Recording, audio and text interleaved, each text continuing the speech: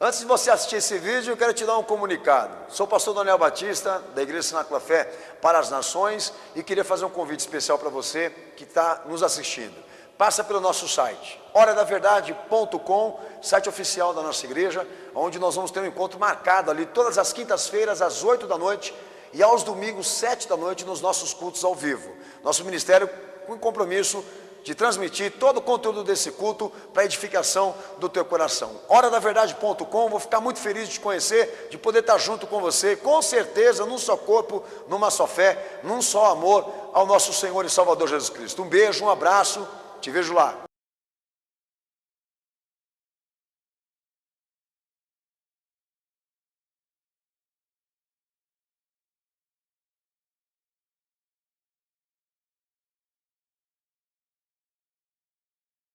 Texto de Marcos, capítulo 3, versículo 16. São estes os 12 que designou o Senhor: Simão, a quem deu o nome de Pedro, Tiago, filho de Zebedeu, e João, irmão de Tiago, os quais deu o nome de Boanerges, que significa filhos do trovão, André, Filipe, Bartolomeu, Mateus, Tomé, Tiago, filho de Alfeu, Tadeu, Simão, o Zelote, e Judas Iscariote, quem o traiu. Quem crê nisso dá glória a Deus? Quem crê nisso dá glória a Jesus? Deus abençoe toda a igreja com a fé. Pode se assentar, você já vai entender já esse texto.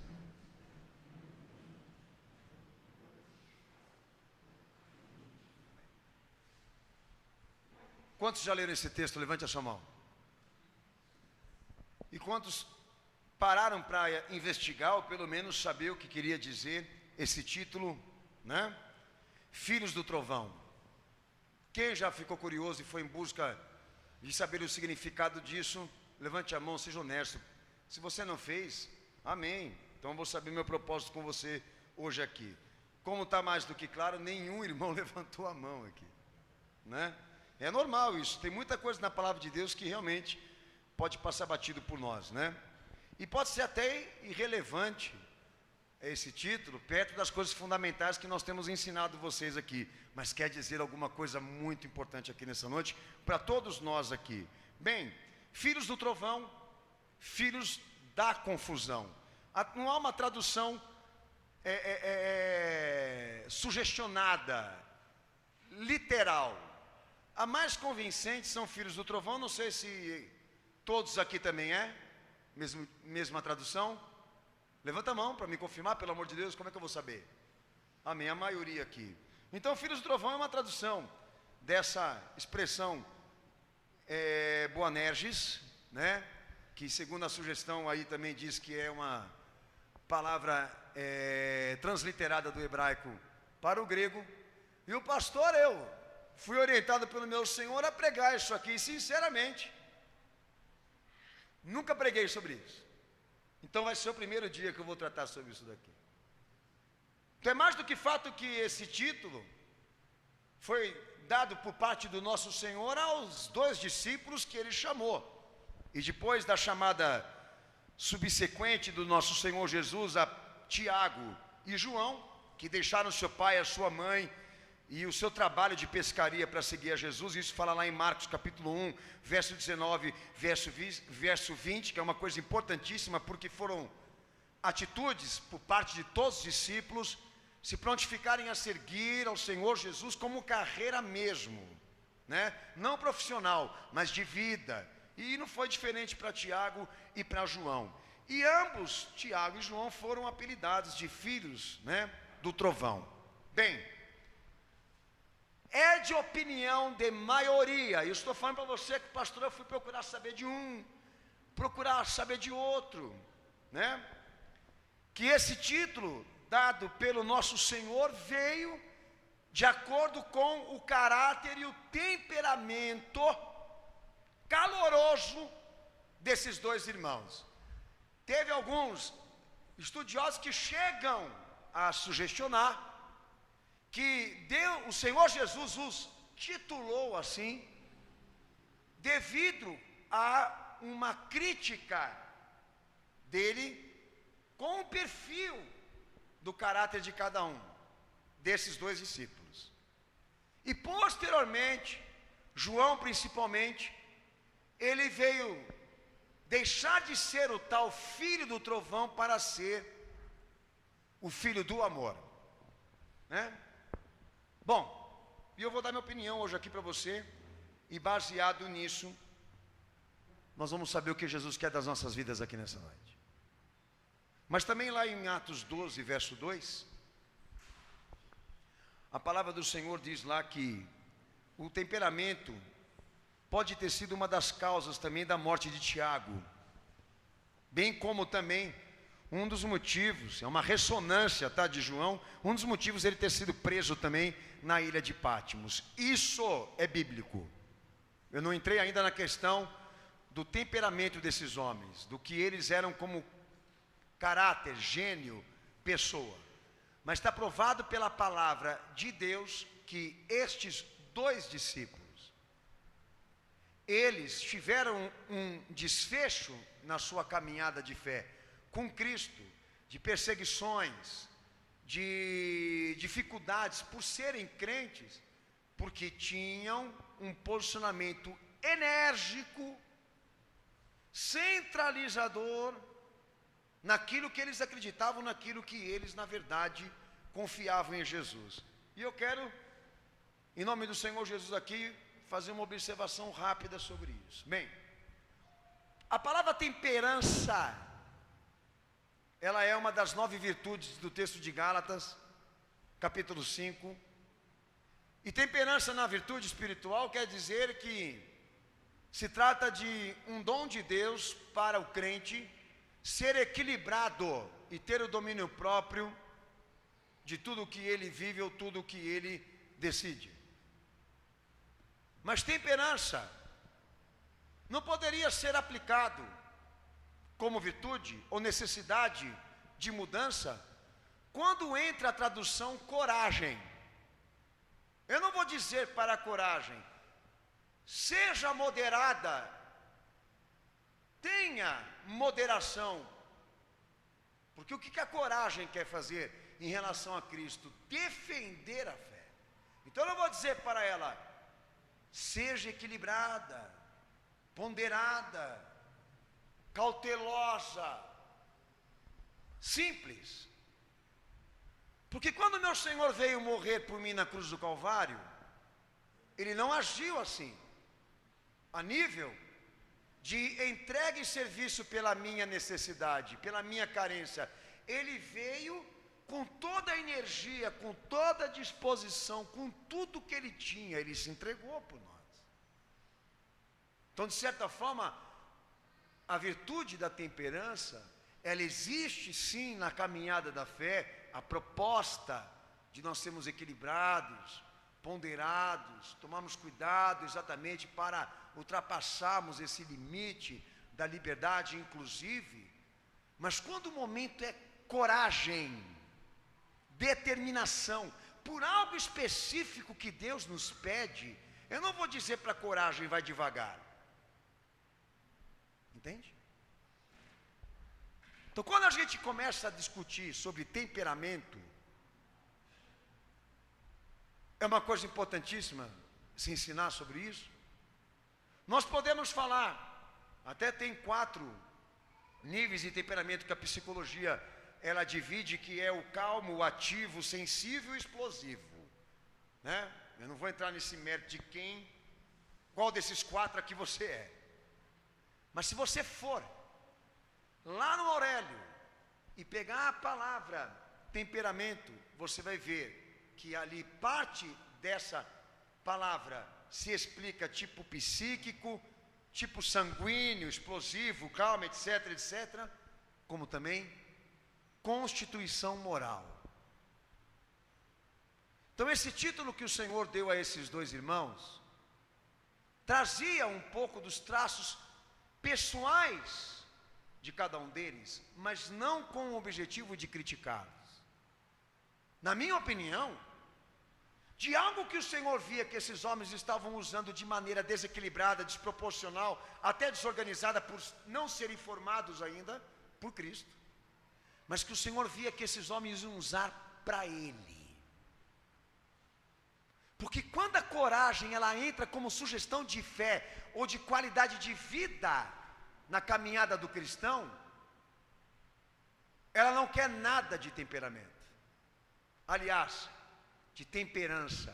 Ela não quer ouvir da temperança nenhuma disciplina comportamental do quanto ela deve ser equilibrada, porque naquele momento que ela está em defesa do que ela acredita, do que ela confia, do que Deus fala, do que Deus pede, ela quer ir até o final. Não vai pedir licença, porque o momento agora o que é?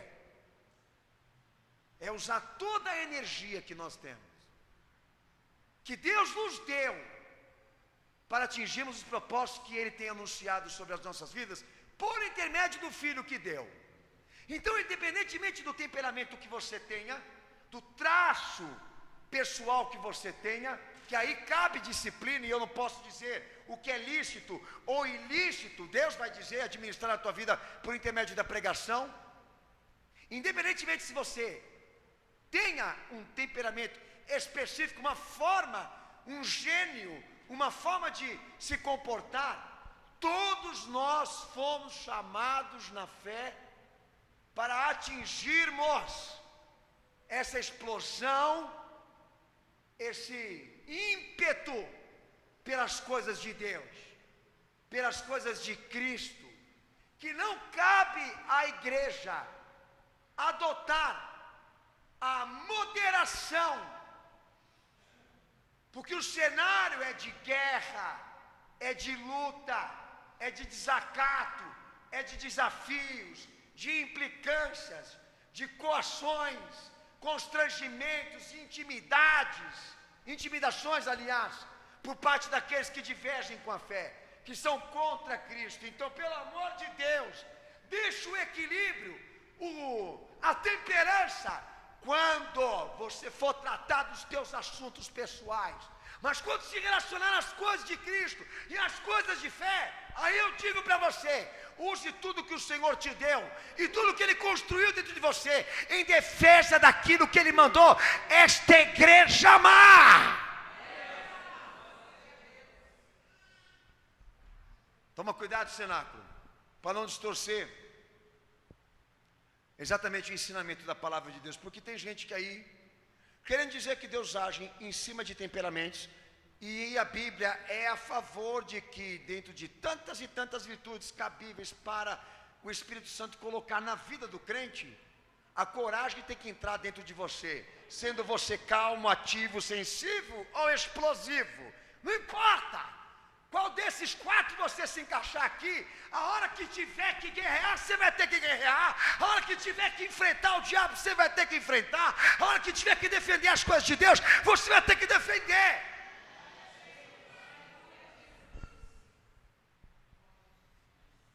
Porque aí é que está a questão. Porque quando se trata de interesses e assuntos pessoais, são enérgicos para defender isso, mas quando se tratam das coisas de Deus, eles querem aplicar disciplina de moderação,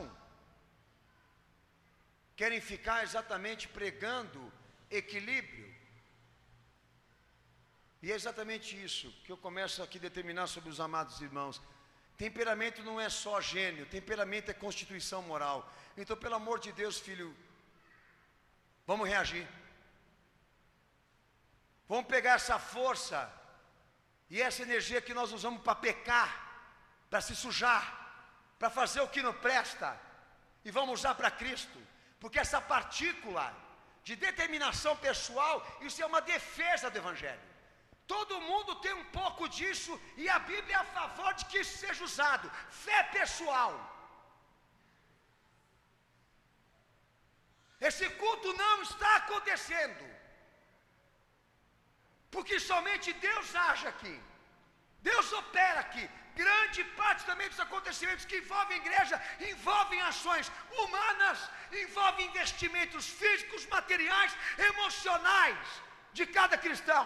Pelo amor de Deus, me fala uma besteira dessa, que nós estamos aqui 100% movidos pelo Espírito Santo, porque não é uma verdade. Grande parte da nossa vida, da nossa realidade material, física, psicológica, emocional, se organiza por determinação nossa, não por imposição divina. Eu uso o que eu usava para o diabo, para servir a ele, eu uso para servir a Cristo agora. Não existe, em todo o evangelho não existe esse conceito e essa ideia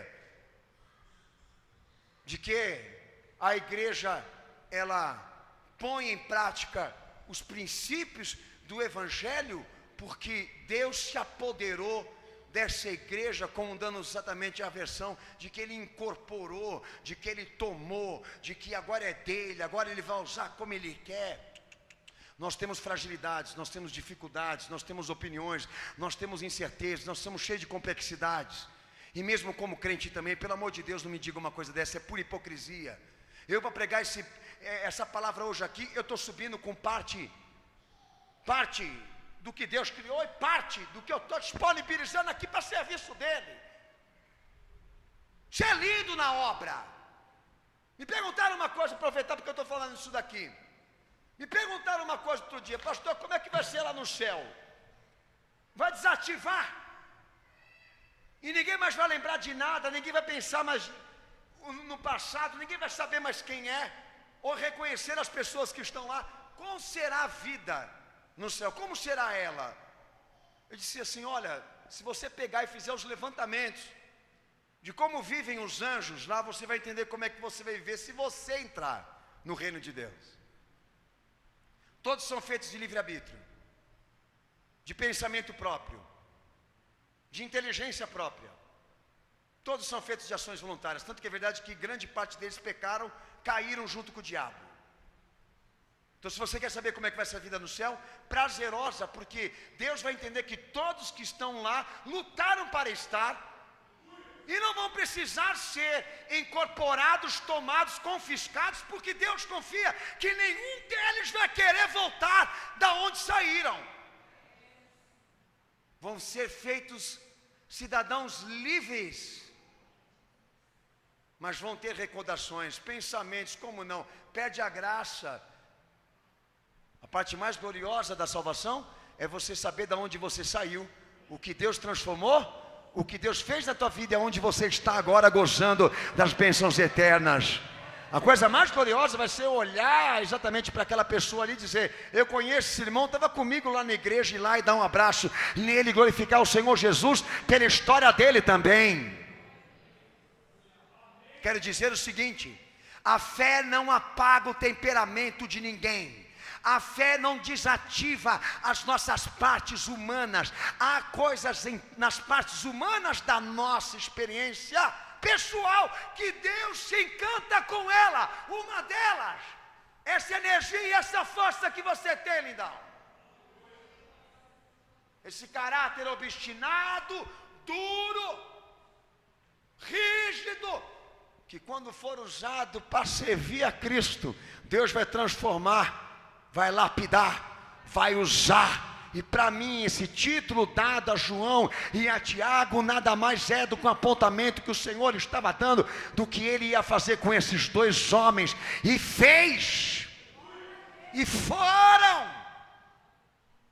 Vamos construir isso aqui. Bom, então o Senhor quer dizer o quê?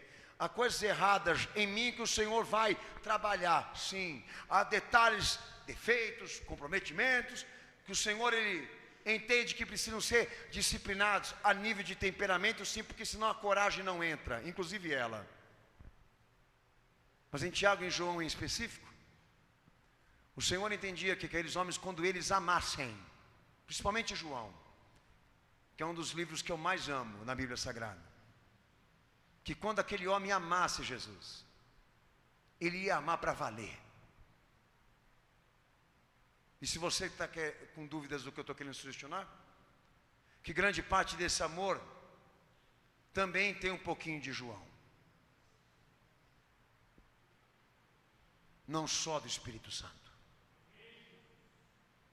Amém. Sabe por quê? Porque senão fica configurado que para você se converter, você perdeu completamente o direito de pensar, de agir como você quer. Deus, Ele não faz isso com ninguém. Eu estou aqui porque eu quero, não estou incorporado, não perdi QI, nem domínio sobre o meu pensamento, nem controle sobre o meu pensamento depois que o Senhor entrou na minha vida. Tudo isso está harmonizado pela sua transformação, mas eu controlo, está sobre a minha posse. Se eu quiser sair hoje dessa igreja e nunca mais ser crente, eu não posso fazer, pelo amor de Deus. Ei! Se eu quiser hoje sair daqui e dizer, nunca mais vou servir a Cristo se vou ser pregador, eu posso fazer. Só não sei se Deus vai deixar, mas que eu posso, eu posso. Se eu não faço, é porque eu tenho as minhas razões, mas fica mais do que claro que Deus, Ele não desativou grande parte do Daniel. Há algumas partes dele que o Senhor falou assim, vou usar para mim. Lá na minha casa, a minha fama, enquanto eu não me convertia, é que eu era a ovelha negra lá dentro da minha casa. Tudo que dava de errado dentro da minha casa, o problema era o Daniel. Quando eu me converti, o problema foi outro. Agora ele é ovelha demais, e nós não estamos aguentando ele, porque agora a coisa mais importante da vida dele agora é Cristo. E reverteu a situação. Quem conhece a minha história sabe. Então a minha experiência de vida própria diz para mim o seguinte: grande parte do homem que eu sou como pastor e como cristão hoje, grande parte não se formou na minha conversão. Não adquiri dentro da igreja. Eu já era. Você pode pegar toda a descrição de todos os discípulos que o Senhor chamou. Todos eles foram transformados, trabalhados, mas há partes, individualidades, características específicas de cada um, que o Senhor fez questão de preservar, que cabia muito bem para a coragem, inclusive, se alimentar. Mais ainda, essa força, essa determinação, e que muitos deles também usaram. Mas hoje eu vou me focar em cima daquilo que João, na verdade, representou. Então, os irmãos, em Lucas 9, 54 ao versículo 56, diz a palavra do Senhor ali, bem claro, que realmente o temperamento caloroso, tanto de João como de Tiago, muitas vezes foi usado de maneira equivocada, mas o aspecto do caráter ali está moldado, muito bem documentado pelo Evangelho, né? Inclusive o que foi a causa da morte de Tiago. Agora eu entro na questão de que parte do que aquele homem era como pessoa, Jesus usou para a pregação do Evangelho. E João também, em Apocalipse capítulo 1, versículo 9, que quando a Bíblia nos relata sobre o desfecho da sua missão, ele se encontra na ilha de Patmos, algemado ali por causa do Evangelho de Cristo. Quem testifica diz amém. Amém, Jesus? Quero dizer que a missão, a vocação destes homens exigiu deles um ato de coragem para que ela não fosse impedida, para que não fosse intervida por fator humano nenhum ou fator político nenhum. Esses homens foram determinados a pregar o Evangelho do Senhor com coragem, com ímpeto, até mesmo quando estiveram na margem ou então na esfera da morte, do assassinato das suas vidas, do sofrimento pela causa de Cristo, de se tornarem mártires. Essa é a questão.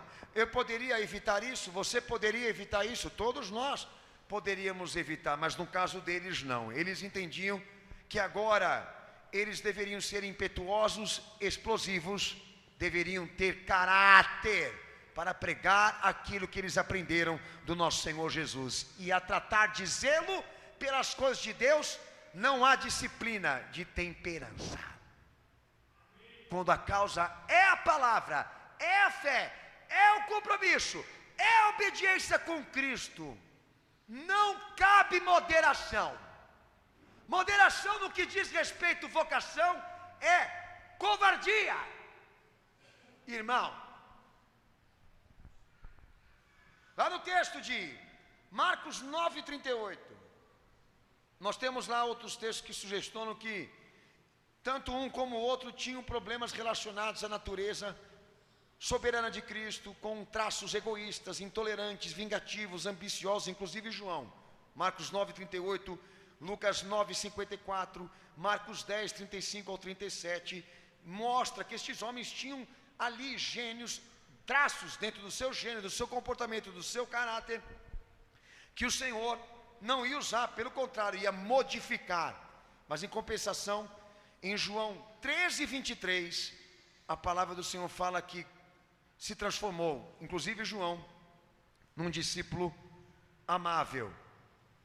Aprendeu a lição, que era o amor de Cristo, e se manteve posicionado a sofrer por Jesus, e veio a se tornar o discípulo que mais Jesus amou. Lê João, capítulo 13, versículo 23 para o pastor, pode ler.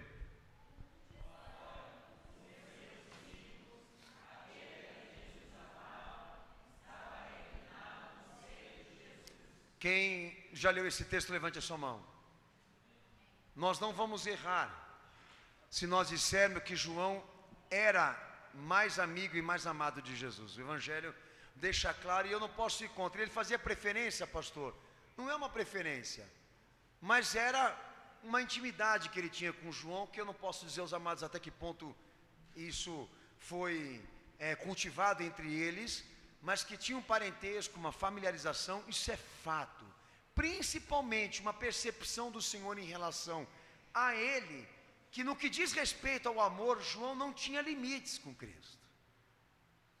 E muitas vezes entrou energicamente em defesa dele, em defesa também de situações que o Senhor foi exposto a lideranças raivosas, que João entra de maneira errada em defesa do Senhor e foi disciplinado e exortado pelo Senhor.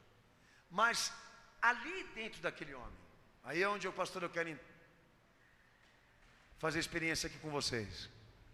Dentro de João, havia algo ali, naquele homem, que o Senhor viu e amou. E é nessa parte que o pastor eu compreendo e entendo que João, ele tinha uma determinação tão forte pelo Senhor, que o fez ser a única pessoa aos pés da cruz, quando ele estava sendo crucificado. Você entende? Já os outros se espalharam, ele não. Foi aonde o Senhor incumbiu João de cuidar de Maria. Isso está registrado no teu Evangelho. De todos os discípulos, ele foi o que ficou.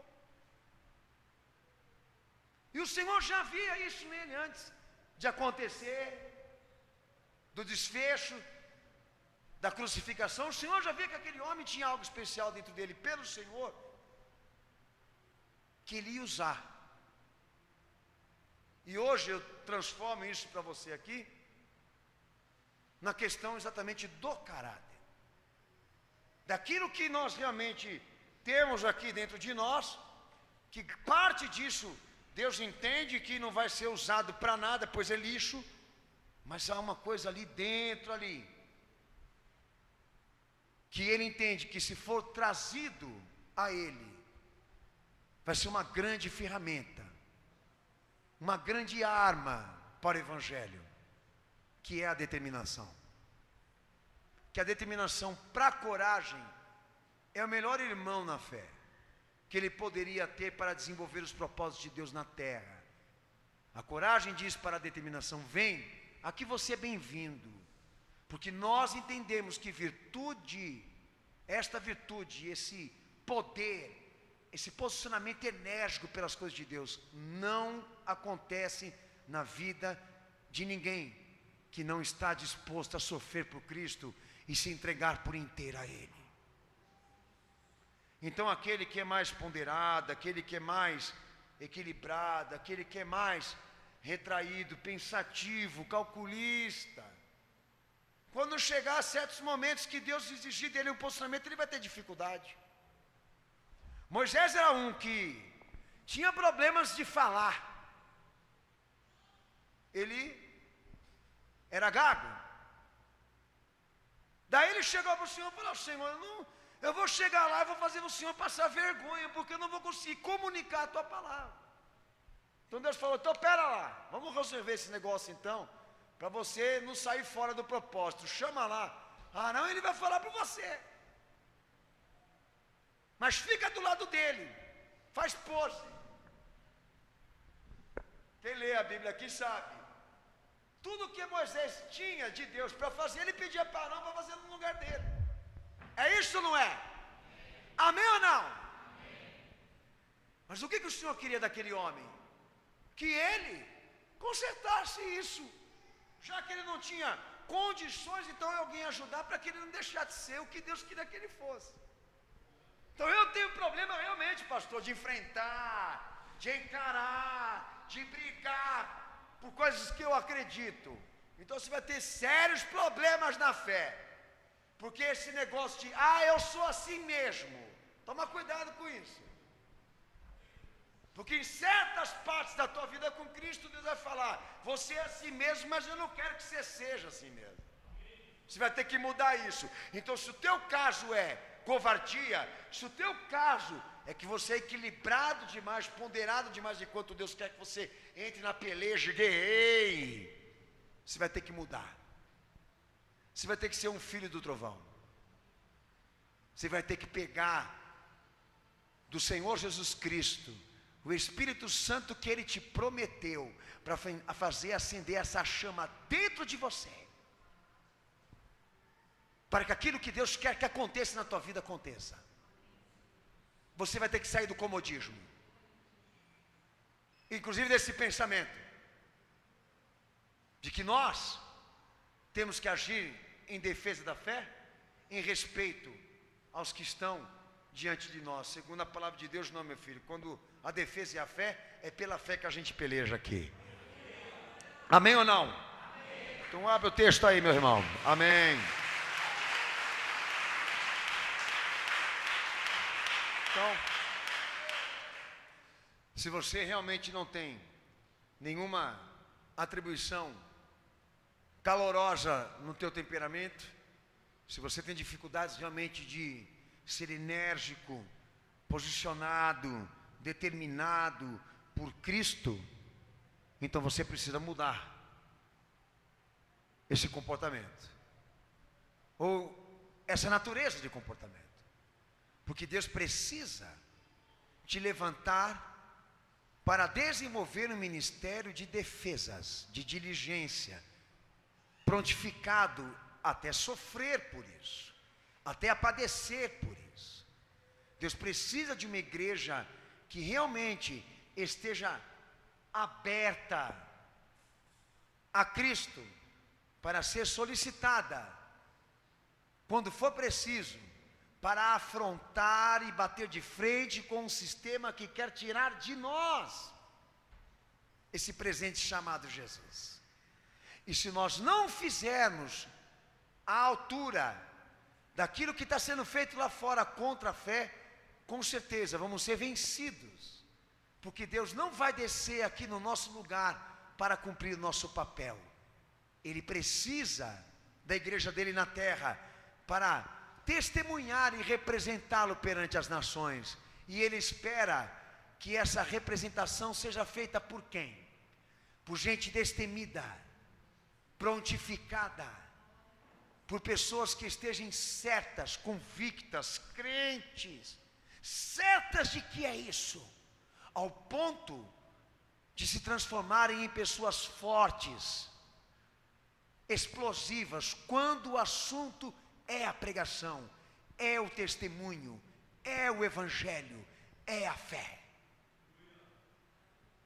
Você vai pegar e vai abrir o texto de Isaías 41, verso 3 ao verso 14. Eu começo pela questão do que o profeta trata aí. Aqueles que são objetos do cuidado especial de Deus não devem ser temorosos, não podem ter medo. Lê o texto aí para mim, a igreja está com a fé, Leia, por favor, em nome de Jesus. Pode ler. Vai, Sináculo. Isso.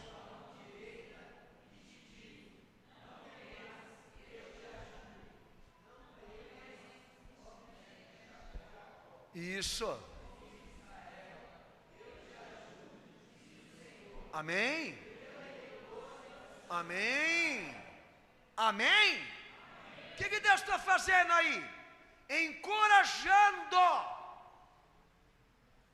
fazendo aumentar essa certeza que a igreja tem sobre ele, fazendo usar essa certeza para se transformar em obras infalíveis, poderosas, para a glória dele. Está mandando o tímido, o covarde, a se converter, irmão, e se apoderar da glória do Senhor para executar os seus planos, com coragem, com determinação. Então todos aqueles que são objetos, instrumentos do Senhor, para tratarem dos seus propósitos especiais na terra, não podem ter medo, não podem ser pessoas equilibradas, ponderadas, moderadas, educadas. Dá licença, agora eu vou dar um exemplo mais medieval. Senhor Papa, Pontífice, o Senhor me permite pregar na tua porta 95 razões para dizer à tua igreja que você é herege? Por favor, Papa, por favor, com licença, preciso da atenção da vossa senhoria. O Senhor me empresta prego para colocar as teses na tua porta? O Senhor me permite? Ah, pelo amor de Deus, rapaz, logo você está levando o santo para ele. Lutero foi lá e pá, e pá, e pá, e foi batendo uma por uma, sem pedir licença porcaria nenhuma, porque a igreja não é do Papa, a igreja não é de Roma, a igreja não é uma instituição de homens, mas de Cristo. Então quem tem o direito deles de pegar a fé e fazer com a fé o que eles querem? É isso.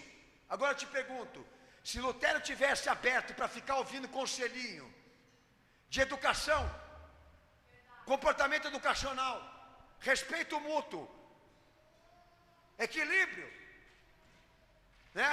Domínio próprio, não se ire. Nossa, você está nervoso por quê? Você está zangado por quê? O que o Papa fez com você?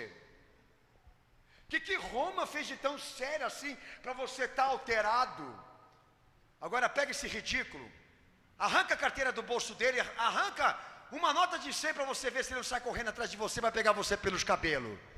O cara está querendo aplicar temperança, enquanto ele quer zelar pela obra, mas ele é nada temperado, moderado, quando ele está em defesa dos assuntos pessoais dele. Ô pastor Daniel, por que o senhor grita quando o senhor prega? Porque você é surdo. Daí entrou uma mulher e disse assim: ah, mas não importa o temperamento dele, importa que ele está pregando, querendo dizer para outra. Mas por que você está tão preocupada se ele grita quando prega? Não é melhor você ouvir o que ele está pregando? A outra se questionando, mas a mulher ficou assustada porque eu grito. Mas não fica assustada quando entra no ginásio e os corintianos gritam e os São Paulinos do outro lado também gritam. Ela não fica assustada no carnaval com a corrupção quando grita. Mas quando um pastor está pregando, ele tem que ser o que então? Afeminado? Tem que rebolar? Tem que fazer assim? Te agrada? Se fizer a mãozinha de bandeja assim? Não, seja mais luterano, né? Fala mais macio, né? Não gesticule tanto, as pessoas ficam assustadas, né? Toma cuidado, não arregale o olho quando você fala. Logo, logo vou ter que entrar na minha escola então para rever tudo isso, porque eu sou completamente despachado, sem educação. Realmente, eu não tenho nenhum comportamento adequado para mim ser um pastor de catedral. E eu te pergunto para você, pergunto para a igreja aqui hoje aqui, você acha que eu estou preocupado? Filho, eu vim te comunicar a palavra de Deus, a verdade de Cristo. E nós estamos aqui hoje, em pleno século 21, sabendo tudo que o diabo está fazendo com as coisas de Deus e com a igreja dele. Você acha que eu vou ficar aqui tratando aqui o diabo aqui com condolência? E com respeito àqueles que estão profanando a casa do meu Senhor? Se você está à procura de gente educada, de gente ponderada, de gente macia, equilibrada, vai na sinagoga. Nós aqui estamos querendo guerra com o diabo, meu filho. E nós vamos partir para cima dele.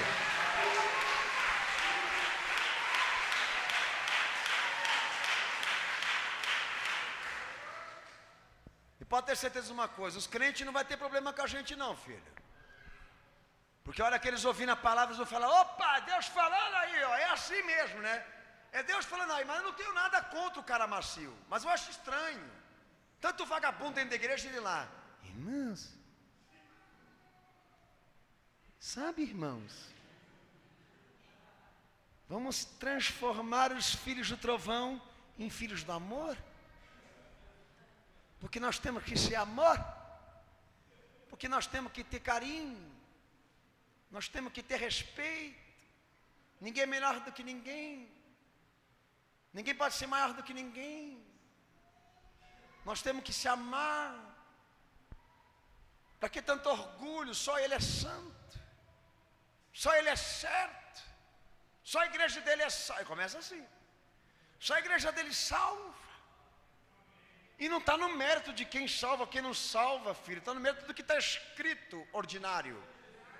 Mas ele fica ali, nossa, meu Deus, que falta de amor e respeito. E o pau quebrando.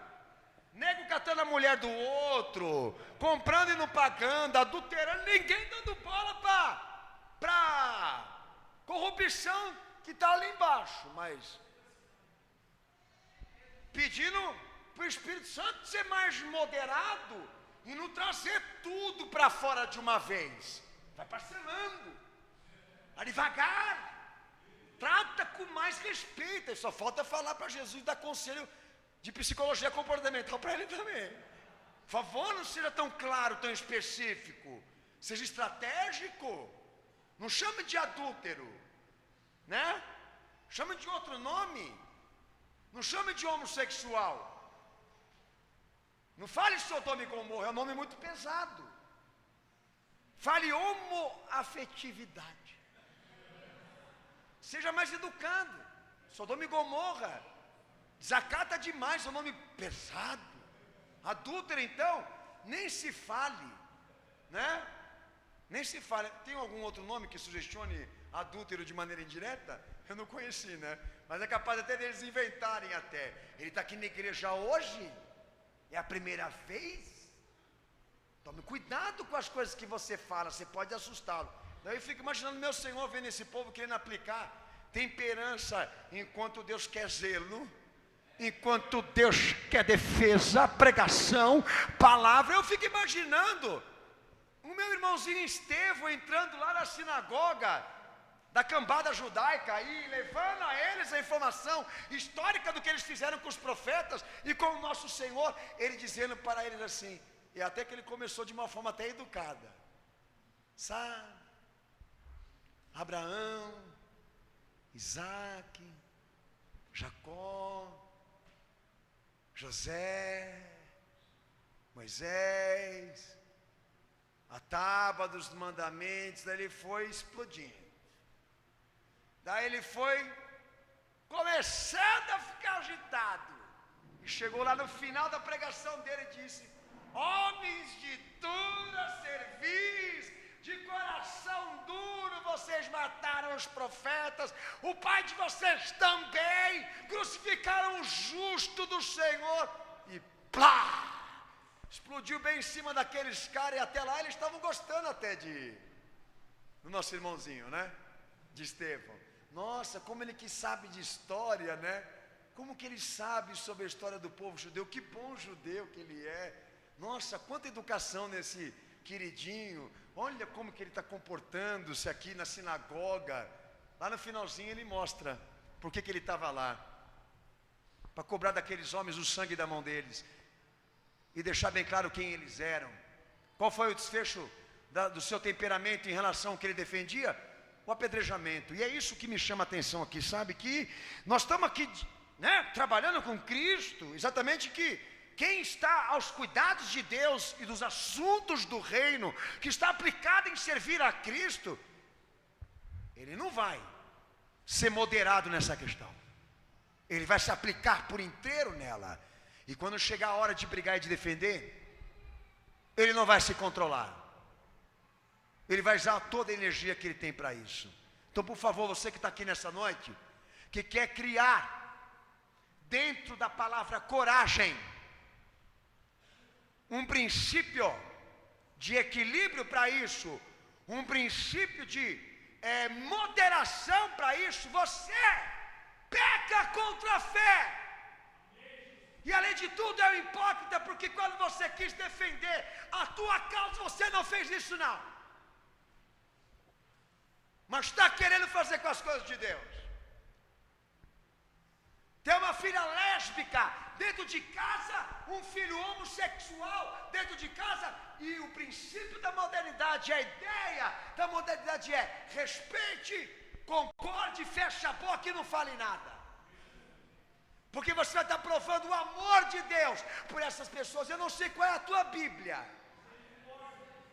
mas a minha Bíblia me ensina que essas pessoas devem ser exortadas, avisadas, devem ser advertidas, ao ponto dessa casa ficar intolerante para ela. Os incomodados que se retirem, rapaz. Aqui é casa de crente, eu lá vou ficar dando cama para homossexual e lésbica deitar. Quer ser gay? Já pega uma caminha lá no albergue, rapaz. Quer gandaia? Já aproveita e arruma um barraco. Aqui é casa de crente. Aqui é casa de crente de oração. Aqui nós invocamos o nome de Jesus e trevas não se mistura com a luz. Daí o cara vem com essa filosofia toda de que para nós provarmos o amor de Deus para aquela coisa errada, nós temos que agir, se comportar como se não existisse, de que aquilo que ela faz não é nada errado. Toma cuidado, meu irmão, porque o diabo está pegando muita gente aí. Está começando a aplicar no caráter cristão, principalmente no ato de coragem, regras que o Senhor não é a favor não. Vai lá falar para aquela nação, para aquele reino, para aquele líder, ou para aquele outro lá. A palavra do Senhor falou para Ezequiel: chega na casa rebelde e diz o quê? Assim diz o Senhor, e há de você se você não falar, e não olha para a cara deles, porque se eles olharem feio para você, problema é deles, porque eu vou julgar, mas não quero requerer o sangue dessas almas da tua mão. Então vai lá e fala.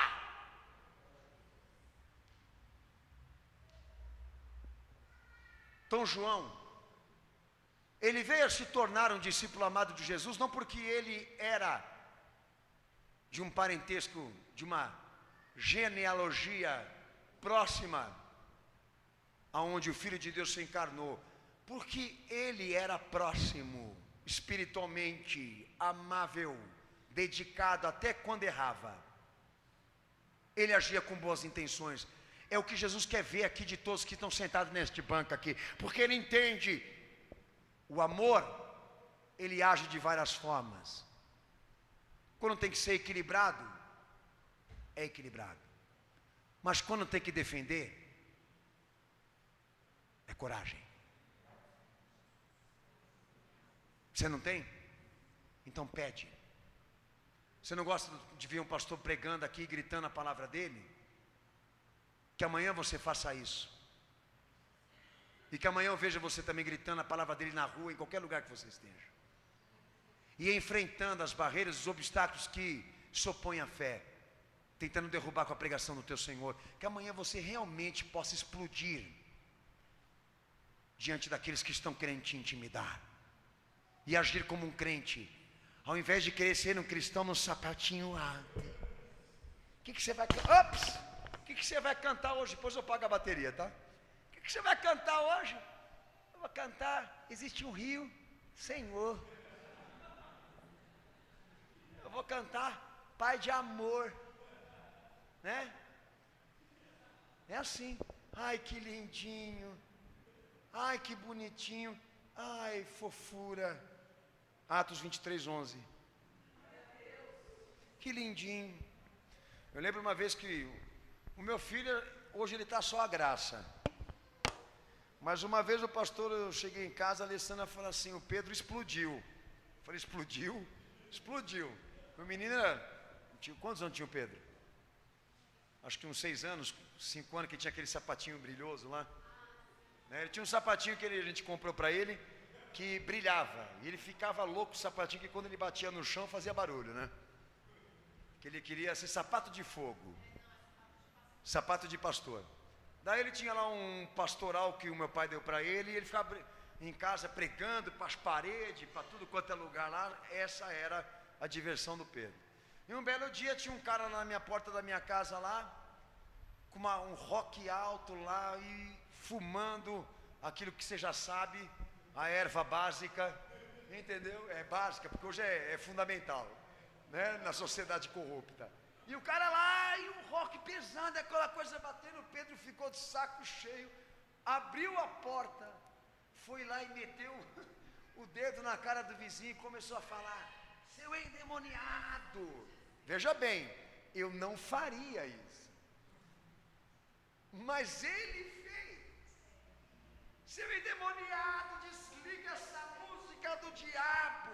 E começou a repreender e exortar ele. O vizinho falou, menino, o que você tem? Menino, qual é o teu problema, menino? Bom, cheguei em casa, a Alessandra me contou, eu falei, eu não posso impedir ele de fazer isso.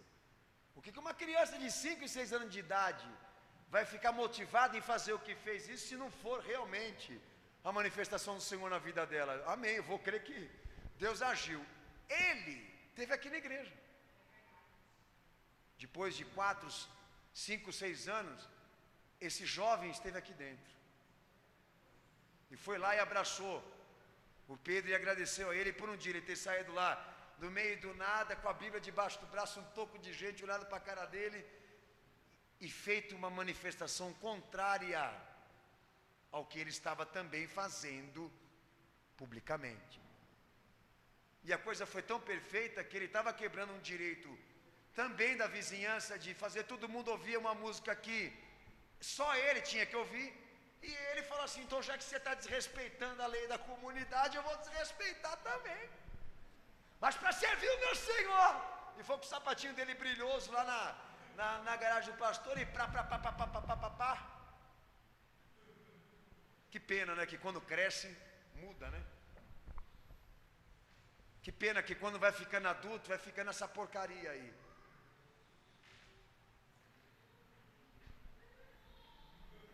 Tudo pelo social. Tudo pela aparência. Tudo pela postura. Que responsabilidade. Olha. Nossa, que confiança que esse pastor transparece para nós. Vou mandar João Batista lá na tua casa, ô Dona Maria. Quem é? João Batista. Olha que você sai para a porta fora e vê um cara vestido de pele de animal, com cabelo desse tamanho, porque não tinha barbeiro naquela época. Entendeu? Com uma cara daqueles que saem do deserto mesmo, olhando para você e dizendo, arrependemos, pois, porque é chegado o reino do céu. O que você ia dizer num pleno domingão, que o frango está assando? Esse cara é um louco, ele é um maluco, ele é um desequilibrado. Nós temos que dar aula para ele de ética, de comportamento de liderança. Ele me aparece vestido desse jeito, me mandando me arrepender. Quem é esse cara aí para me falar? Arrependemos, pois, porque é chegado o reino do céu. Daí o lado ponderado, o lado equilibrado, o lado ético, foi lá no meio do Jordão, do outro lado da beira, e falou para João, quem é você? Como é teu nome? Daí João, quando olha para os caras ponderado, ético, equilibrado, ele tentando fazer a obra. E o que Deus mandou? Diz o que para eles? Raça de víboras, quem pensar em vós fugir da ira futura de Deus? Vocês falam que teu pai Abraão, mas dessa pedra Deus pode fazer filhos para Abraão. Arrependei-vos, pois, porque é chegado o reino do céu. Ou seja, direto, objetivo e sem educação. Nenhum compromisso social, nenhum compromisso ético, despachado, explosivo, direto. Um crente que não caberia hoje nas igrejas atuais. Uma manifestação, um comportamento, um posicionamento puro, tão ministerial, que não caberia dentro da tua casa. Você não chamaria ele para comer. Vem comer, João. Aqui em casa hoje vai ter boia. Vem cá, João. Vem trazer para nós uma palavra aqui. Hoje vai estar vovô, vai estar vovó, vai estar titio, todo mundo hoje aqui. É uma oportunidade ótima para a gente ganhar a vida para Jesus. Ganhar as almas para Cristo. Vem, João, que nós vamos fazer uma farofa com esse povo santo aqui. Não, chama lá o benzedeiro, o ecumênico, para ungir as portas, para orar pela roupa, para fazer previsões de sucesso. Quem testifica diz amém. Quem quer suportar e aguentar os crentes de lá de trás, hoje, aqui, nesse modelo que estão implementando aí? Ético, mas sem princípio moral, sem condução moral nenhuma com as coisas de Deus. Isso, Atos 23, 11, lê. Esqueci de Atos.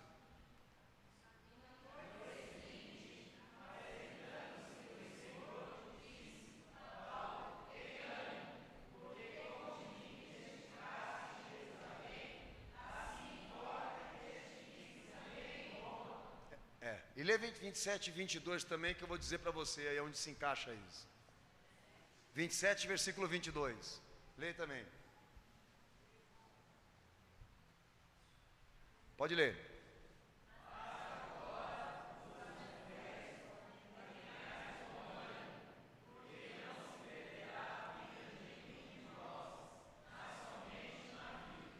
Amém? Você quer ver a imagem de um filho de trovão na concepção de Cristo? É esse homem aqui. Ele estava sendo taxado pela sociedade como incitador de confusão,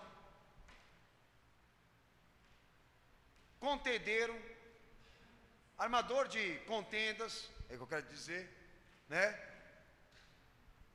Sendo julgado exatamente por divergir, separar o povo judeu. Eu tenho para mim que ele passou a ter constrangimentos até de ficar pensando, será que eu não estou exagerando? Será que eu não estou indo firme demais? Duro demais? Então o Senhor ia lá e falava para ele exatamente isso. Paulinho, coragem, Paulinho. Porque antigamente você sabe, essa energia toda que você usava era para o lado errado. Essa prontidão que você tinha antigamente como Saulo estava completamente para o uso demoníaco. Agora, Paulinho, coragem, coragem, se enche de ânimo. Eu quero que você seja um pouquinho pior do que você está sendo com aquele outro lado rebelde lá. Ainda você vai pregar muito a minha palavra, vai testemunhar muito o meu nome. Ou seja, o Senhor estava se agradando do que ele estava fazendo, das suas intromissões, da sua ousadia, de muitas vezes até desacatar. Qual é o pregador que não tem que desacatar o sistema e a contradição, né? E o Senhor ia lá e encorajava esse homem, porque entendia que aquele temperamento, aquele comportamento, aquele gênio, aquela tradução chamada Paulo, servia o Evangelho. Nada aquilo era por idealismo, nada aquilo era para a defesa do patrimônio público, nada daquilo era uma fantasia. Era um homem amando o Evangelho, amando a palavra, a salvação das almas, a verdade de Cristo. Então exploda por essa causa. E foi lá e encorajou esse homem a esse propósito. Na coragem não cabe moderamento. Quando o tema é avanço, progresso e prontidão, não há meia medida. Ou você arrisca tudo, ou você é covarde. Ou você ama para valer, ou você é um covarde. Uma vez, Deus chegou assim para mim e falou assim: servo, você tem uma palavra difícil e dura para entregar. Para quem, Senhor? Para o teu pai. Mas se eu entregar essa palavra que o Senhor está me pedindo, eu vou ter dificuldades familiares. É isso mesmo que o Senhor quer que eu faça? É isso que eu quero que você faça. O desfecho da minha insistência foi perder exatamente o que eu tinha: a consideração, o respeito e a convivência com o meu pai. Até hoje. Então não é mesmo fácil você estar pronto para cumprir um desígnio, um pedido, uma solicitação do Senhor, até mesmo que envolve partes que você ama. Mas vai chegar a hora que você vai ter que fazer por amor ao teu Senhor, e o outro lado de lá vai dizer: me respeite, hein? Olha, eu que te dei comida, eu que te vesti, eu que te amamentei, eu que te pari.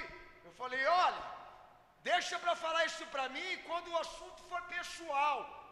Eu não estou aqui para tratar de assunto pessoal, estou aqui para tratar de um assunto que o Senhor me pediu para representá-lo. Se você crê, recebe. Se o Senhor não crê, é um direito teu. Mas em compensação eu não posso interferir. Então não quero levar para o lado pessoal. Continuo respeitando, continuo te amando, mas a palavra é essa. Chega. Propósito da parte de Deus para a igreja que não pode ter meio termo, irmãos. Esta é a questão. O diabo tem entrado por intermédio de filosofias. O diabo tem entrado na igreja para regimentar comportamentos. E a igreja se retraiu, se acovardou, ela se encavernou na filosofia de uma forma tão grande que o evangelho agora é uma ameaça. Não é uma ameaça, é a boa notícia de Deus. E vocês estão tratando como forma pejorativa. Deus não coloca a palavra na boca de covarde. Deus não incumbe ninguém a uma missão que não esteja disposto a padecer por ela. E perder coisas aqui na terra para ganhar coisas no céu. Deus ama essa igreja que vive da graça, mas também vive de sentimento.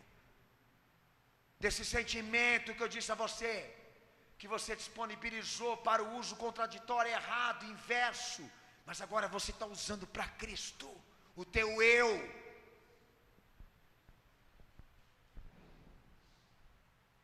E nós diríamos aqui, como Paulo fala lá no texto de 1 Coríntios 16, 9, né? A coragem é uma atitude sobrenatural, além de ser o poder de Deus, que sempre quando surge uma oposição, alguma coisa contrária aos desígnios de Deus que está representando, ele enxerga como uma oportunidade para fazer Jesus ser mais anunciado ainda. Lê o texto para o pastor.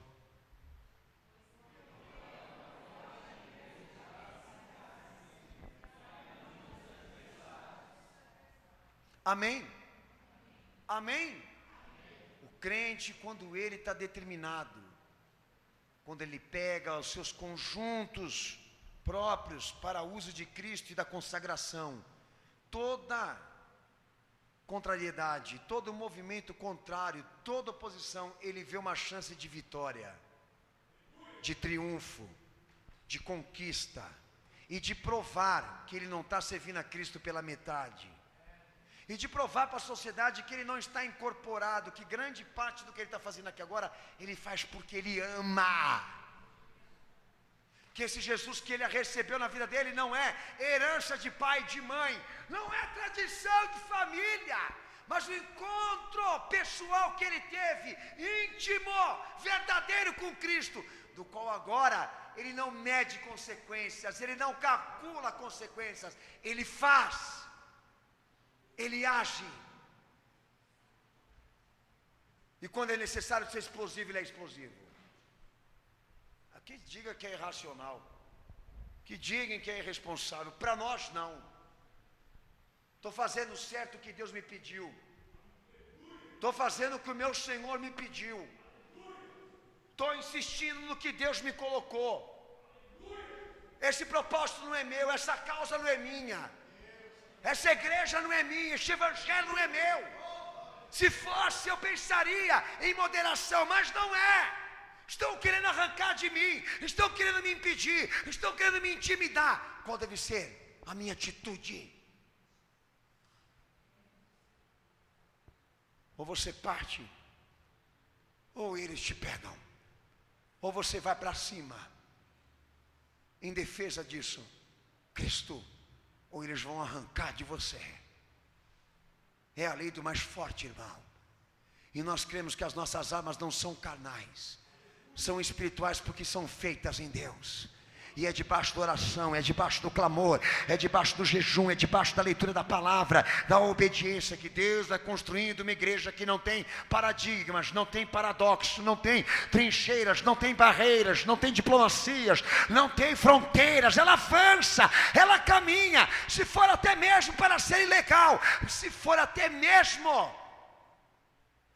para ser vista como criminosa pela sociedade, ela faz tudo pelo seu Senhor, tudo pelo seu Salvador. Quem trata as coisas da fé com meia medida não é crente, irmão. Então bota isso na tua cabeça e trabalha isso hoje. E se jogar no teu coração, tenha certeza disso. O que nós não fazemos por alguém que nós amamos? Uma mãe dá a vida pelo seu filho. Um pai tem determinação de dar a vida por um filho. Mas dar a vida pela igreja, por Cristo e pela obra dele, é fanatismo? Abre a tua Bíblia, melhor dizendo, Filipenses 1:28.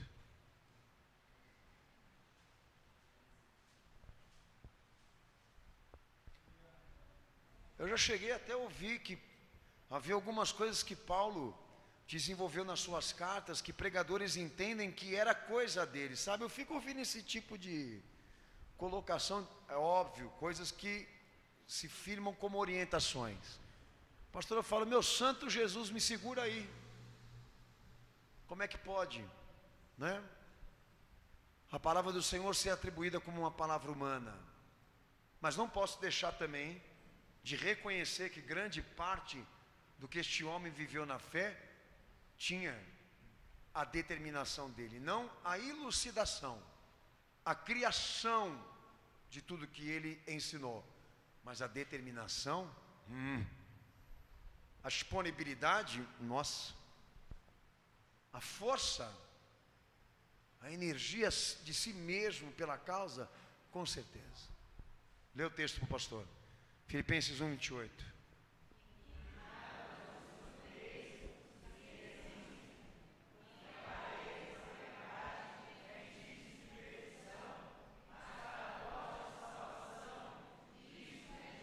Mostra-se forte quando vierem te intimidar e te impedir de viver de acordo com a fé que Jesus ensina.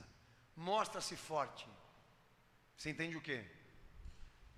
Não aceite a imposição, nem a intimidação. Combata, guerreie, se posicione. Nós não estamos falando de assassinato, agressão. Nós não estamos falando aqui de nenhuma imposição agressora. Nós estamos falando do quê? De demonstração do que você quer ser, do que você crê, do que você confia que é certo, do que Deus te ensinou, e Ele quer que agora você defenda, você faça alguma coisa por isso, zele, e quando o tema for zelo, não deixem eles ficarem pregando bons costumes. Compromisso social. Dever e amor para com o próximo, já viu isso? Ame teu próximo, mas meu filho, não é o caso agora de amar, é de falar, é de exortar. Não é o momento agora do jeito que você está querendo me dizer.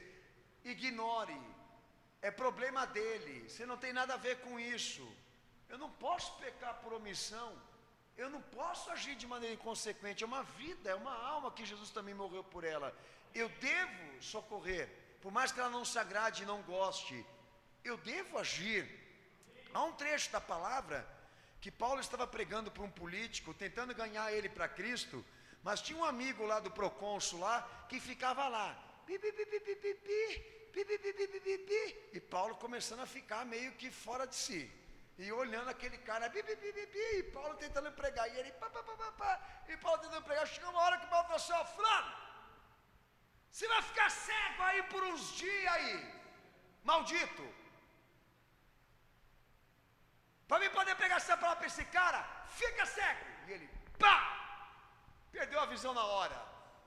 Daí o cara que estava ouvindo o zum dele falou: epa, deixa eu me arrumar aqui e ouvir o que esse cara tem para falar aí, porque senão eu vou rodar também que nem ele aqui. Eu não vou me meter a fazer isso que Paulo fez. Quem sou eu? Já pensou se o pastor receber um poder aqui de transformar a gente cega aqui que não está me ouvindo? Ou que está me atrapalhando? Fica cego aí, ô Genival. Está me atrapalhando aí, meu filho. Fica cego por uns dias aí, né? E se pastor de igreja tivesse esse poder, então? Fica cego, igreja. Obreiro, passa, pega o dinheiro, está na bolsa. Já pensou? Mas eu acho que o Senhor naquela hora disse assim: até eu também estou de saco cheio desse cara aí. Estou querendo ganhar aquela alma, e aquele cara fica lá: não, vamos na Umbanda, vamos na Quimbanda. Não, é o Zeus, é o Zeus.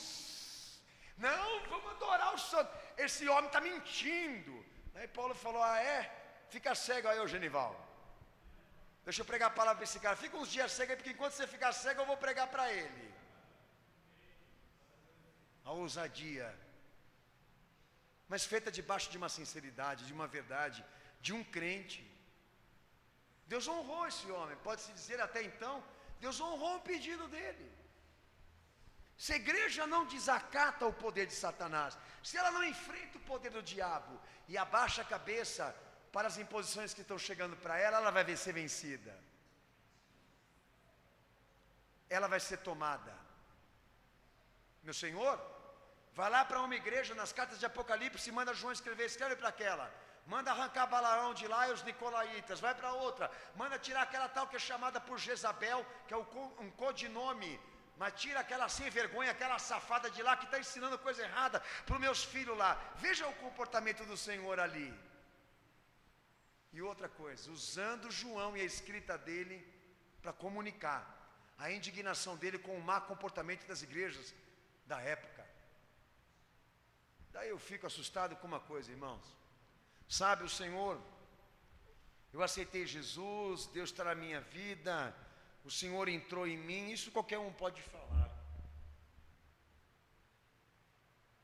Mas como admitir por cristão e crente uma pessoa que vive o traindo, o negando e ocultando as palavras dele para não ser pega e prejudicada por isso? Como admitir um discipulado oculto, secreto, que só é visto na hora que interessa, mas quando está na risca de sofrer alguma consequência, o emotivo vira um covarde? Você tem problemas com temperamento? Jesus conserta. Você tem problemas com o QI, com o caráter, com o gênero, com a personalidade, com as questões morais? Jesus opera. Ele dá o que você não tem. Pode ter certeza disso. E até considerará alguma coisa que agrada a Ele do que Ele vê em você. Mas não queira acreditar que Deus vai me aceitar e te aceitar assim, agindo de maneira moderada, enquanto Deus quer que você use tudo que você tem dentro de você. para executar o plano que Ele revelou na tua vida. E passar por cima de quem tiver que passar. Se o assunto for intimidação, passe por cima, mas é uma autoridade, passa por cima. Mas é o presidente, passa por cima, por quinto dos infernos, presidente. Vai respeitar o Lula? Bicho tonto. Vai respeitar a Dilma? Está lá na escola do professor Raimundo. E vão lá e colocam lá 4 fascículos de como ser gay. Filhinho, você tem que estudar. Mas mãe, é perversidade. Mas eu sei, filhinho, mas está dentro do cronograma. Um dia meu filho chegou para mim e me perguntou: pai, tem um trabalho na escola sobre tal assunto e é comprometedor. Como é que o senhor me orienta para fazer isso aí? Eu disse assim para ele: todo trabalho convincente, que não fere a fé, ele começa com uma introdução, com um desenvolvimento e uma conclusão. Põe a introdução, faz as divisões de vários pensamentos e na conclusão lá, 5 linhas, você fala tudo o que você pensa. Fale tudo que a fé condena. Ele não vai poder te impedir isso. Está dentro da legalidade. Mas não fecha a tua boca não. E não queira fazer o social. Porque o diabo está querendo provar a tua fé. Então mostra para ele quem é o teu Senhor. Quantas oportunidades que nós não temos na oposição para provar que é mais uma vitória que nós vamos conquistar com Cristo. E nada disso vai acontecer se nós não nos apoderarmos desta coragem que o Senhor está tratando hoje aqui, para que ela absorva todas estas partes maliciosas que estão dentro de nós, ofuscando a glória de Cristo e nos transformando em covardes na presença dEle. 2 Timóteo capítulo 1, versículo 7, igreja, leia em voz alta. Estou acabando, Senar. Pode ler. 2 Timóteo 1, verso 7. Vai. Deus não nos deu um espírito de covardia.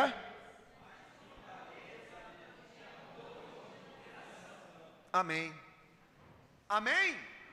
Então, minha gente, você que está pregando moderação, você que está pregando temperança, não esquece da fortaleza. Amém ou não? Equilíbrio é isso aí, ó. Ó, irmão, vamos ser moderado e temperado. Não, a hora não é agora para isso não. Ô Timóteo, prega a palavra insta tempo, fora de tempo, admoesta, repreende, exorta, disciplina com toda força, porque vão vir tempos de resistência que os homens não vão querer ouvir. Então enfrenta, filhão, porque a hora que eles não quiserem ouvir, vira uma fortaleza. E a gente tem que saber como agir, de acordo com os desafios, de acordo com aquilo que nós vamos ser vocacionados e direcionados pelo Senhor. E já que o tema é esse aqui, e que Deus está cansado de ouvir esse blá blá blá, sabe, eu sou assim, tímido, retraído, ponderado, equilibrado, pensativo, penso muito antes de falar, sabe, é minha forma de ser. Mas pega a mulher dele para você ver se ele não muda. Ah, irmãos, nós estamos cansados, diz o Senhor, esgotados de ficar ouvindo isso dentro da igreja. Mas por que a minha igreja não age agora? O diabo está trabalhando mais pelas coisas do inferno do que a minha igreja pelas minhas obras. Por que ela não entra agora na defesa daquilo que está sendo sugado e corrompido por Satanás? Porque está todo mundo preocupado com o social, em manter a aparência e mostrar às outras pessoas lá fora que são equilibradas. Quem me ouvia pregar, quem entrou aqui nessa igreja aqui e não me conhecia, que me ouvia pregar, quem é esse louco? Uma vez o pastor, eu fui para os Estados Unidos, quando me encontrei lá com um ouvinte aqui da igreja, ele falou assim para mim: pastor, uma vez eu estava passando na rádio lá, escutei um cara gritando lá, não é a Chiquinha, e gritando, eu falei: quem é esse louco aqui? E tirei. Daí no outro dia, quando o senhor, era o programa Hora da Verdade. Não, programa Decisão. Daí numa outra quarta-feira que o senhor começou a pregar, eu fui lá e ouvi mais um pouquinho. Daí foi me tocando no coração. E eu cheguei um dia que eu vi toda uma pregação. E hoje o senhor aqui diante de mim, eu posso dizer ao senhor, a primeira impressão que eu tive foi essa: um desequilibrado, alguém completamente fora do padrão da normalidade. Mas hoje eu entendo que tudo aquilo que essa igreja prega, ela está em conformidade com aquilo que o Senhor Jesus mandou pregar.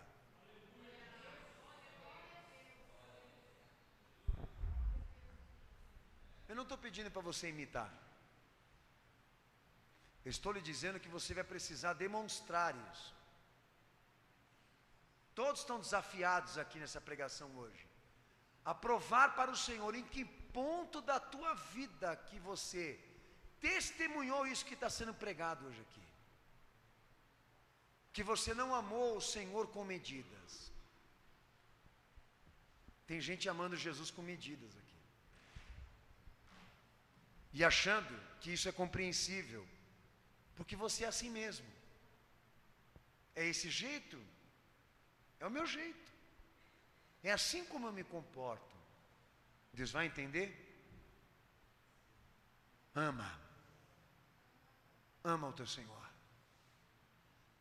E não se importe com nada. Porque quem se importa, não ama. Mostra-se forte.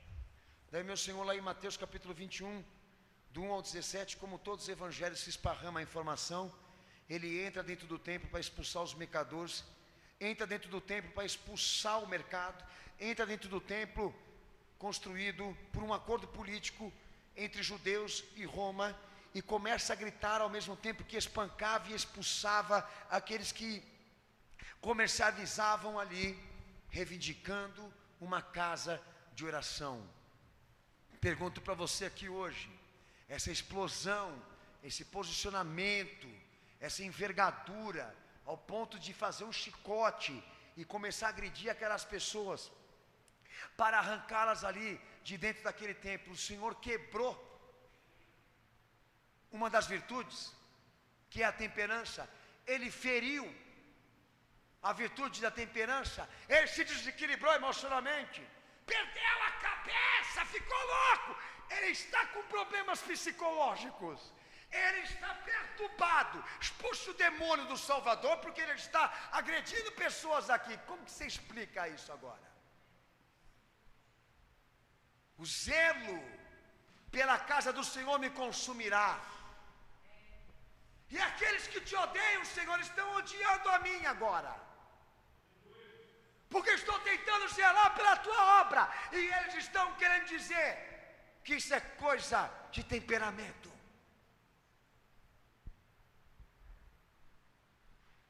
É bem capaz dos crentes de hoje dizer que Jesus errou nesse ponto. De reivindicar a própria obra de Deus, para o uso de Deus, e tirá-la das mãos dos homens. É bem capaz desse povo agora que está lá fora, chamado evangélico, sugestionar que ele pecou e feriu o Espírito Santo. Mas provou para essa igreja aqui que ele não tem medo, que ele não é covarde, que quando foi a hora dele zelar, ele zelou, e quando foi a hora de morrer, morreu. Pilatos chegou diante dele e disse para ele: eu tenho autoridade para te soltar, ou então te matar. O Senhor olhou para ele e disse assim: não, autoridade sobre mim você não tem. Quem tem é meu Pai Celestial. E se ele quiser me tirar hoje daqui, ele vai tirar. Pronto, feriu a autoridade, machucou o ego dela. Ô minha gente, nós estamos aqui nessa terra para dizer a vocês que a palavra final é do nosso Senhor que está lá no céu. E a coisa mais importante da nossa vida é a obra dele. Por favor, não ferem, não machuquem, não mexam com ela, não usurpem, não se infiltrem aqui, não querem se intrometer nos assuntos do reino, porque se vocês fizerem, nós vamos partir para cima, da maneira como o Senhor nos ensinou. Nós vamos ter guerra, sem arma, sem faca, mas não vamos se calar. Se precisar morrer, nós vamos morrer. Era a igreja primitiva, era a igreja fundada por Cristo lá atrás. Essa que está aqui hoje, infelizmente não é mais. Pode bater palma? Oh, meu santo Jesus. É bíblico. Ele transa lá fora, adultera, mata, rouba, entra aqui para debater se pode bater palma. Ó, nosso louvor está meio agitadinho, né? Os irmãos estão meio desenvolvidos. O baterista ficou meio enérgico hoje, o baixista tirou toda a timidez. Senão mete esse baixo na cabeça dele aí, né? Nossa, ele está começando a mostrar as suas garras, né? É heresia. Para mim, o louvor tem que ser calmo, porque se explodir demais é capaz do povo sair dançando. Aí, se daí sair dançando, qual o problema? Melhor dançar aqui do que lá fora, ô filho do capeta. Já viu esses caras na igreja aí? Levanta a mão. Nossa, como o irmão está, hein, hoje, bonito. Olha a irmã como está bonita. Nossa, como eles vieram para a igreja hoje aqui, não. Zoião desse tamanho. Mas crente não pode assim mostrar beleza, é vaidade. Crente não pode mostrar os atributos no sentido óbvio, né, de coisas que não dá para esconder. É pecado, encobre isso, a cara, a cabeça. Põe um óculos escuro para não mostrar os olhos, porque senão vai ter irmão que vai querer olhar. Cobre o calcanhar, porque senão vão querer olhar. Alguém tem tara para o calcanhar aqui? E fica impondo e falando e discutindo, enchendo o saco. Sai lá fora e faz o quê? Vira drag queen. Mas aqui ele é o sacerdote. Não é, irmão? Aqui ele é o crente. Nós estamos cansados disso, sabe, Senhor? De energia gasta com coisas que não são fundamentais, não tem valor para nada. Queremos ver a igreja, Senhor, se levantando em pleno século 21 para dizer à sociedade que o juízo está próximo, que Deus vai condenar essa terra e que a única esperança é a salvação que está em Cristo Jesus.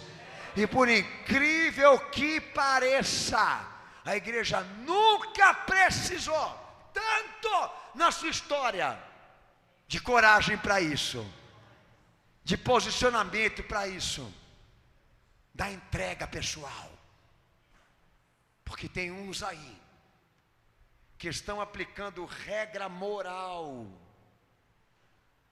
de temperança para fugir do compromisso do padecimento pela fé, porque não querem amar. E toma cuidado com esses caras. Fala para eles: meu pastor grita pregando mesmo e eu gosto, e grito também. Essa igreja proclama a palavra sem vergonha, sem timidez. A palavra para nós é glória, a palavra de Deus para nós é identidade. Somos felizes assim, somos alegres assim, de saber que quem está passando lá na porta lá vai saber o que nós estamos falando aqui. Não temos nada para esconder do diabo aqui, e nem vergonha também de anunciar o nosso Senhor. Que era isso? Filhos do trovão são filhos do amor, filhos da coragem, são servos de Cristo. Gente que nesse exato momento transformou a sua vida com Cristo uma caminhada de diligência, de propósito e de luta pela sobrevivência desse evangelho. E eu não vejo outra alternativa para você, a não ser se tornar esse soldado de Cristo, ou então assumir a tua covardia e o teu temperamento e o teu estilo que Deus cuspiu para fora hoje aqui. Amém, cenáculo? Abaixa tua cabeça e fecha teus olhos.